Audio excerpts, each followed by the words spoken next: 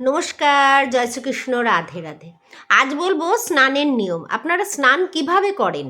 হঠাৎ করে ঠান্ডা জলেই করুন বা গরম জলেই করুন, যে জলেই করুন, স্নানটা কিভাবে করেন। আমাদের শাস্ত্রেও বলা আছে কিভাবে স্নান করবেন। আর আমাদের কিন্তু এটা সায়েন্টিফিকও একটা খুব ভালো একটা ব্যাপার। স্নানটা কিন্তু যেমন তেমনভাবে করা যায় না। বাথরুমেই দেখবেন বেশিরভাগ হার্ট অ্যাটাকগুলো বাথরুমেই হয়।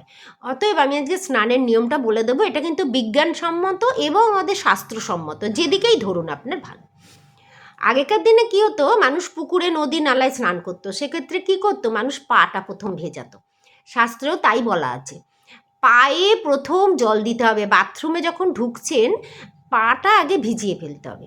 যে জলেই করুন আপনি, ঠান্ডা জল বা গরম জল, এটা কোনো মাইনে রাখে না। পাটা প্রথম ভেজাবেন, তারপরে আস্তে আস্তে নাভিতে আসবেন।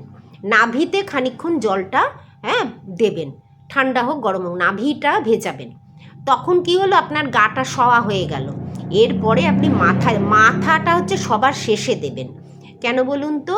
শাস্ত্রতে বলা হয় মাথাতেই তো সব থাকে। মাথা, হৃদয়, এখানে ভগবানের বাস। সেই জল শাস্ত্র মতে বলছি আমি এটা। তো সেটা পায়ে পড়াটা খারাপ, ওদের পাটা আগে ধুয়ে নিতে হয়। আর বিজ্ঞানসম্মতভাবেও কিন্তু এটা নিয়ম যে মাথায় প্রথম দিতে নেই, প্রথম পায়ে দিয়ে গা সওয়াতে হয়। হঠাৎ করে দিলে হার্ট নিতে পারে না, হার্ট অ্যাটাকও করে বাথরুমেই বেশি।